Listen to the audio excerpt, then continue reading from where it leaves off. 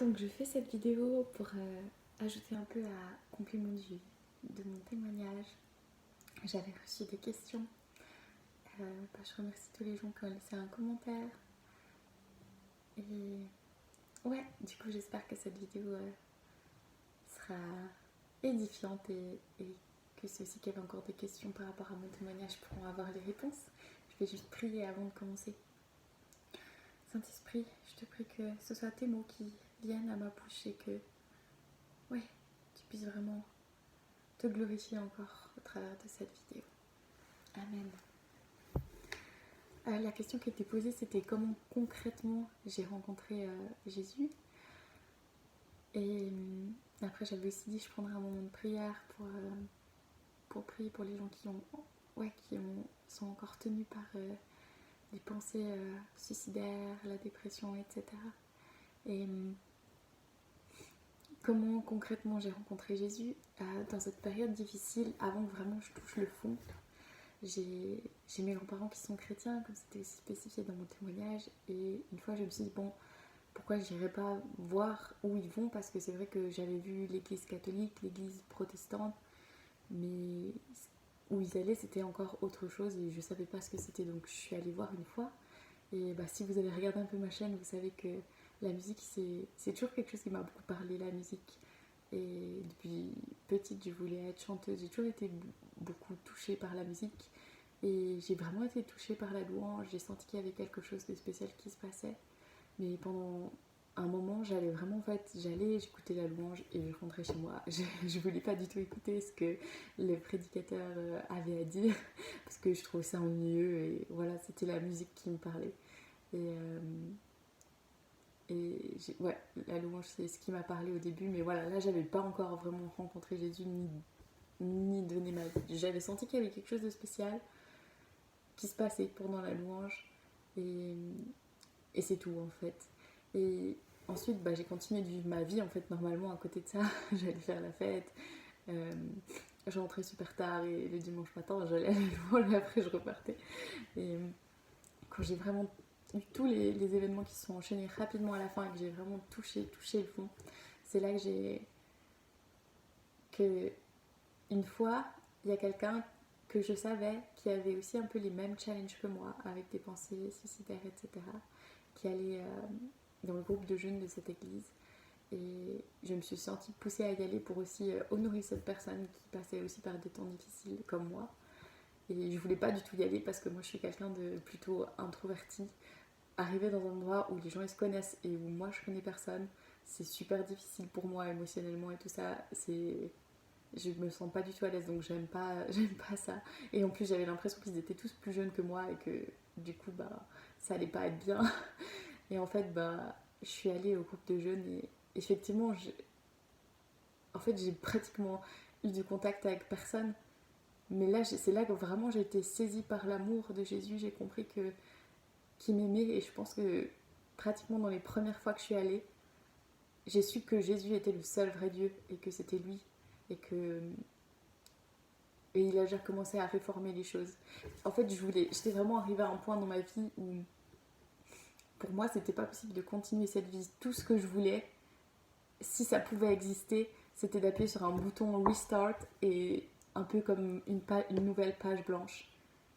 Et j'ai compris qu'en Jésus, c'était ce qu'il m'offrait en fait. Et vu que de toute façon, je voulais plus de ma vie, j'ai tout laissé. Je voulais plus sortir, je voulais plus faire la fête parce que je voulais plus de ma vie, j'en voulais vraiment plus. Donc toutes ces choses-là, je les ai laissées et j'ai eu cette conviction dans mon cœur que Dieu il m'offrait ce nouveau départ en fait. Et il y a aussi quelqu'un dans mes commentaires qui a dit Dieu ou Jésus, mais en fait Dieu, Jésus, le Saint-Esprit, ça fait partie de la Trinité. C'est Jésus, Dieu et le Saint-Esprit sont une seule personne, même si on peut pas tout comprendre comme ça dans notre corps charnel. Qu'est-ce que la Trinité? Mais voilà pour la réponse. Pour moi, Dieu est Jésus et le Saint-Esprit et Dieu est Jésus et voilà. Mais j'étais vraiment touchée et c'est là vraiment que je me suis dit je laisse ma vie et je teste Jésus. Et pendant ce temps où j'ai testé Jésus, pendant ce mois où j'ai détesté Jésus. Vraiment, j'ai compris qu'il m'aimait. Et c'est là que vraiment son amour m'a touchée. Et il y a une part que j'ai vu que les gens étaient eux-mêmes remplis d'amour et que j'avais jamais vu ce genre d'amour et de dévotion comme ça envers des inconnus dans le monde. Et ça m'a touchée. Mais par exemple, quand j'allais au groupe de jeunes, j'étais souvent toute seule. Et vu que justement, j'allais pas forcément vers les gens, que j'étais pas très à l'aise, j'étais juste en fait dans la présence de Dieu. Et c'est là qu'il m'a transformée. Et au début, j'avais aussi l'impression que tout ce que j'entendais, ça me parlait. J'ai beaucoup, beaucoup pleuré. Et c'est pour ça qu'il n'y a pas un jour exact où je peux dire que je sais que ce jour-là, j'ai donné ma vie à Jésus. Mais c'est vraiment pendant ce mois, à partir du moment où j'ai commencé à aller au groupe de jeunes de mon église, que j'ai été touchée. Et vraiment que ma vie, elle a... Ouais, que j'ai pas seulement... J'ai compris qu'il n'y avait pas seulement ce truc de tout recommencer à zéro, mais que vraiment, bah, s'il y avait un Dieu, et bah, c'était Jésus, qu'il n'y en avait pas d'autre. Et que c'était pas Bouddha, que c'était pas l'hindouisme, que c'était pas tout le reste en fait. Que le seul vrai et unique Dieu c'était Jésus, qu'il était vivant parce que j'ai senti sa présence et la manifestation de qui il est. Et voilà en fait un peu plus de comment j'ai rencontré Jésus en détail. Et ouais, ça c'est un peu plus les détails. Et bah après rapidement j'ai continué d'être vraiment touchée par la louange et Dieu aussi restauré ça dans ma vie qui avait été extrêmement attaquée. Je n'osais plus chanter pendant des années et je chantais plus ou je me cachais pour chanter. Et, et Dieu a restauré ça et j'ai compris qu'en fait il avait déjà mis un cœur pour la louange, un don pour la louange en moi depuis toutes ces années, sauf que bah, forcément vu que je le connaissais pas, je pouvais pas l'utiliser correctement. Et, et l'ennemi essaie toujours de voler tout ce que Dieu a planté en nous en fait, et vu que j'en étais pas consciente, bah bien sûr ça avait été détruit pendant toutes ces années, mais Dieu a vraiment restauré et j'espère que du coup ça complète un peu mon témoignage. Vous pouvez aussi écrire des commentaires encore en dessous, je les lis et je réponds et ça m'encourage. Et d'ailleurs bah, si vous mettez un like, c'est chouette aussi, ça m'encourage. Merci en tout cas. Et ouais, je voulais encore prier et je voulais aussi dire que quand je vais prendre un moment de prière, je vais prier en langue. C'est quelque chose que j'ai jamais fait sur mes vidéos et Et le prier en langue, c'est vraiment magnifique. Et pour ceux qui ne savent pas ce que c'est, ça peut paraître un peu bizarre, ça peut donner l'impression que je suis folle ou je sais pas. Donc c'est pour ça que je préviens en fait et que là je vous dis que voilà, j'ai à cœur de prendre un temps de prière, mais que je peux aussi parler en langue pendant ce temps de prière, probablement. Et je voulais aussi donner un petit témoignage en lien avec ça, vraiment pour glorifier Dieu parce que une fois, un matin, j'ai pris un temps de prière et j'étais saisie par le Saint-Esprit. Je me suis mis à prier en langue en fait. Et vraiment, je pleurais. J'ai pas compris qu'est-ce qui s'est passé. J'ai été saisie et j'ai parlé en langue. Je savais pas du tout qu'est-ce qui se passait parce qu'il n'y avait aucun événement qui pouvait faire que j'étais saisie comme ça et que je parlais en langue. Et plus tard dans la journée, on était à l'époque dans un appartement sur 2 étages. Et mon fils qui avait à l'époque environ 1 an, il était assis en haut des escaliers et il a basculé en arrière dans l'escalier, donc il est tombé vraiment la tête en arrière et il est descendu tout l'étage jusqu'en bas.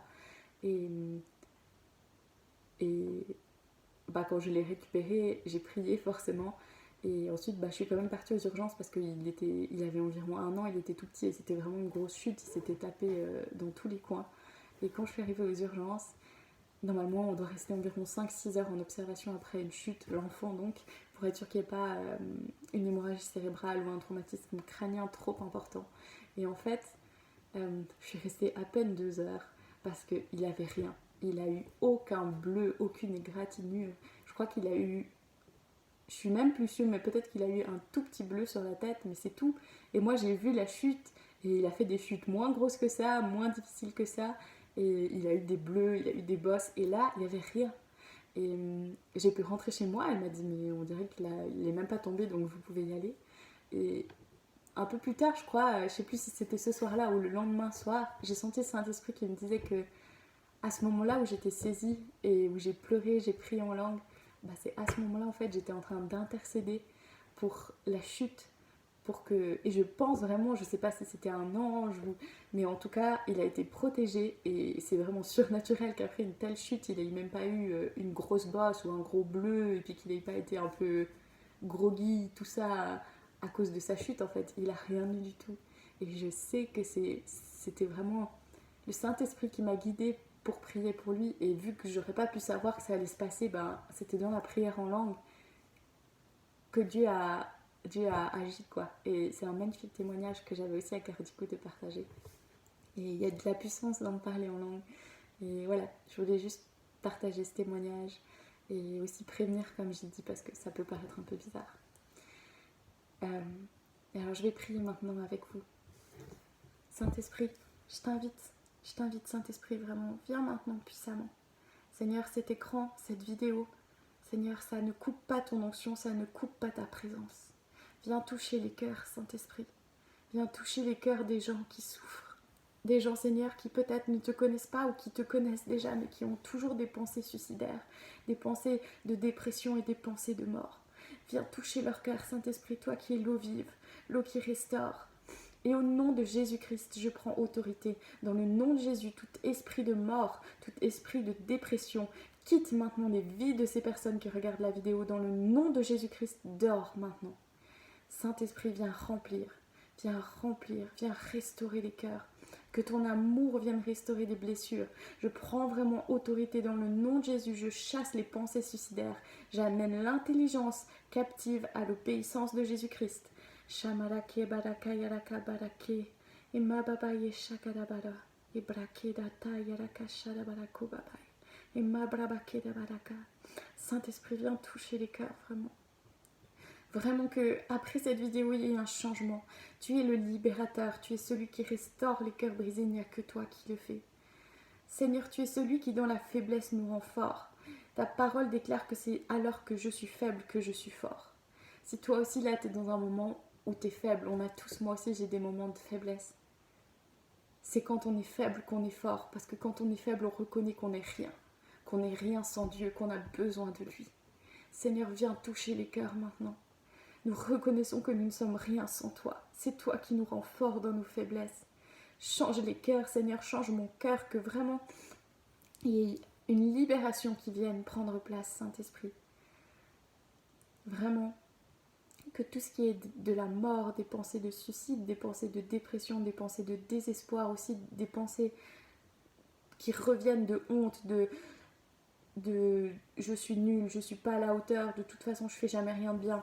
Je lis et je chasse ces pensées au nom de Jésus-Christ. Je brise dans le nom de Jésus les schémas néfastes de l'ennemi qui ont été plantés dans le passé, car notre Dieu est celui qui guérit, qui restaure et qui fait toutes choses nouvelles. Il purifie comme si ces choses-là n'étaient jamais arrivées. Que les pensées soient purifiées maintenant au nom de Jésus. Merci Seigneur de toucher les cœurs. Amen. Voilà. Soyez bénis.